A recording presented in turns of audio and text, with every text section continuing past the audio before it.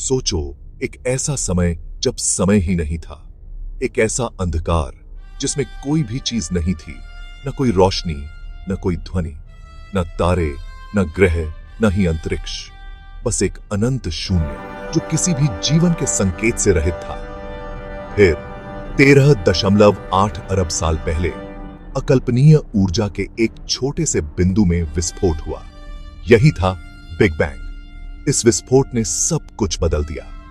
Big bang उस तरह का विस्फोट नहीं था जैसा हम जानते हैं। यह एक विशाल ऊर्जा का विस्फोट था जिसने समय और स्थान को जन्म दिया।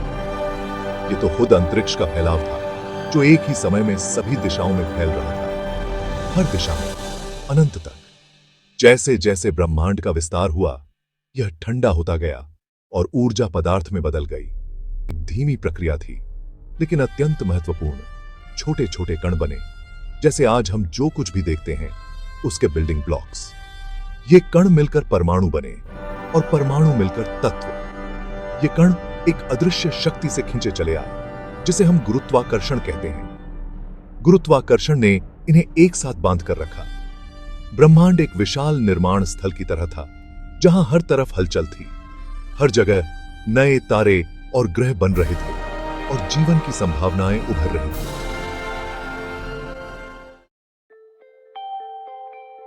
धूल और गैस के एक विशाल बादल की कल्पना करो जो बिग बैंग से बचा हुआ था। यह बादल, जिसे हम नेबुला कहते हैं, अंतरिक्ष के अंधकार में तैरता रहा, एक अदृश्य नृत्य में लिप्त। यह कॉस्मिक डस्ट बन्नी, जिसे नेबुला कहा जाता है, अंतरिक्ष की विशालता में घूमता और नाचता रहा। यह नृत्य लाखों वर्षों तक चलता रहा, जैसे कोई प्राचीन अनुष्ठान। गुरुत्वाकर्षण ने कणों को करीब खींच लिया, तेजी से और तेजी से घुमाया। जैसे जैसे कण एकत्रित होते गए, उनका घनत्व बढ़ता गया और गुरुत्वाकर्षण बल और भी शक्तिशाली हो गया। इस घूमते हुए बादल के केंद्र में तापमान और दबाव अकल्पनीय हो गया। यह केंद्र इतना गर्म और घना हो गया कि यह एक विशाल ऊर्जा स्रोत में बदलने लगा। हाइड्रोजन परमाणु, सबसे सरल तत्व, एक साथ फ्यूज होने के लिए मजबूर हो गए। यह फ्यूजन प्रक्रिया एक अद्वितीय घटना थी जिसने ब्रह्मांड में एक नई रोशनी को जन्म दिया।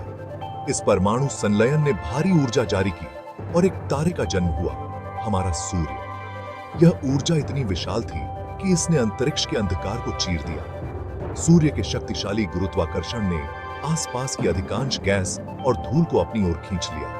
यह प्रक्रिया इतनी तीव्र थी कि इसने सूर्य को और भी बड़ा और चमकदार बना दिया। लेकिन कुछ सामग्री बनी रही जो नवजात तारे की परिक्रमा एक विशाल धूल भरी डिस्क की तरह कर रही थी। यह डिस्क धीरे धीरे ठंडी होने लगी और इसमें छोटे छोटे कण एकत्रित होने लगे। इस डिस्क में हमारे सौरमंडल के बीज थे। यह बीज धीरे धीरे ग्रहों, चंद्रमाओं और अन्य खगोलीय पिंडों में विकसित हुए, जो आज हम अपने सौरमंडल में देखते हैं। सूर्य के चारों ओर घूमती डिस्क के भीतर छोटे छोटे धूल के कण आपस में टकराकर चिपक गए। लाखों वर्षों में ये झुरमुट बड़े होते गए, जिससे ग्रह के आकार की वस्तुएं बन गई। इनमें से एक हमारी पृथ्वी थी, जो चट्टान और धातु की गर्म पिघली हुई गेंद थी। प्रारंभिक पृथ्वी एक हिंसक जगह थी। क्षुद्र ग्रहों और धूमकेतुओं ने इसकी सतह पर बमबारी की, जिससे और भी अधिक गर्मी निकली। ज्वालामुखी फट पड़े, जिससे आदिम वातावरण में लावा और गैसें फैल गईं। जैसे जैसे पृथ्वी ठंडी हुई, इसकी सतह एक पतली परत में जम गई, लेकिन क्रस्ट के नीचे ग्रह पिघली हुई चट्टान की एक कड़ाही बना रहा था। ज्वालामुखी फटते रहे, जिससे पृथ्वी के आंतरिक भाग से गैसें निकलती रहीं। इन ज्वालामुखी गैसों ने प्रारंभिक वातावरण का गठन किया, जो कार्बन डाइऑक्साइड, नाइट्रोजन और जल वाष्प का एक जहरीला मिश्रण था। भाग 5, जीवन की सांस, आग से पानी तक। जैसे जैसे पृथ्वी ठंडी होती गई, कुछ आश्चर्यजनक हुआ। वातावरण में मौजूद जलवाष्प संघनित होकर बादलों का रूप ले लेता है। लाखों वर्षों तक मूसलाधार बारिश ने ग्रह को तबाह कर दिया, जिससे पहले महासागर भर गए। ये शुरुआती महासागर, आज हम जो शांत नीला जानते हैं, वह नहीं थे।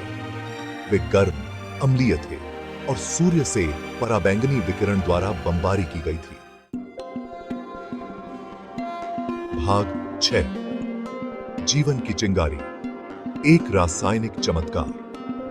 प्रारंभिक पृथ्वी पर पानी के एक गर्म उथले कुंड की कल्पना करो। सरल कार्बनिक अणु, जीवन के निर्माण खंड इस आदिम सूप में घूमते हैं। ये अणु वातावरण में बन सकते थे या उल्कापिंडों के माध्यम से पृथ्वी पर आ सकते थे।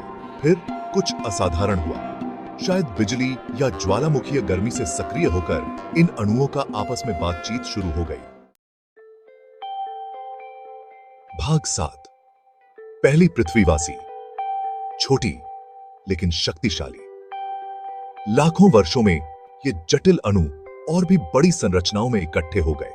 आखिरकार पृथ्वी के आदिम महासागरों में पहले एकल कोशिका वाले जीव उभरे।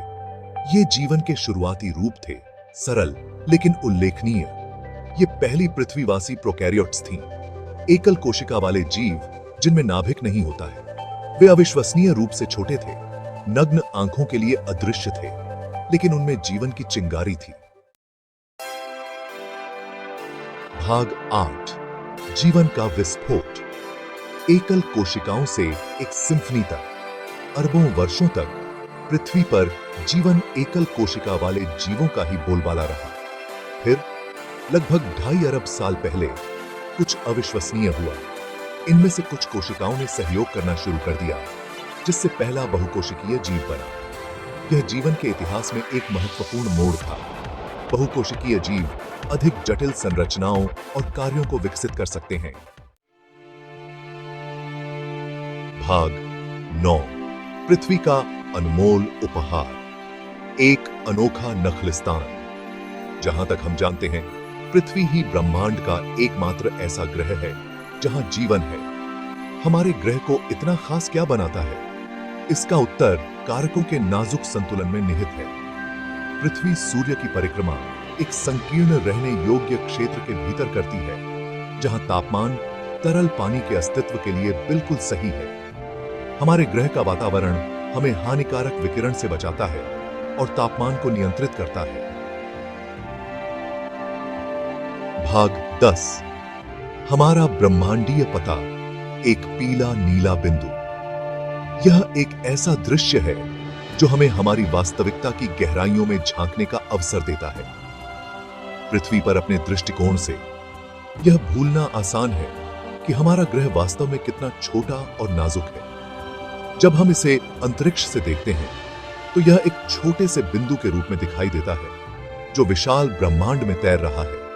ब्रह्मांड की भव्य योजना में पृथ्वी धूल के एक छोटे से कण के अलावा और कुछ नहीं है। एक ऐसा कण जो अनगिनत तारों और आकाशगंगाओं के बीच खो जाता है।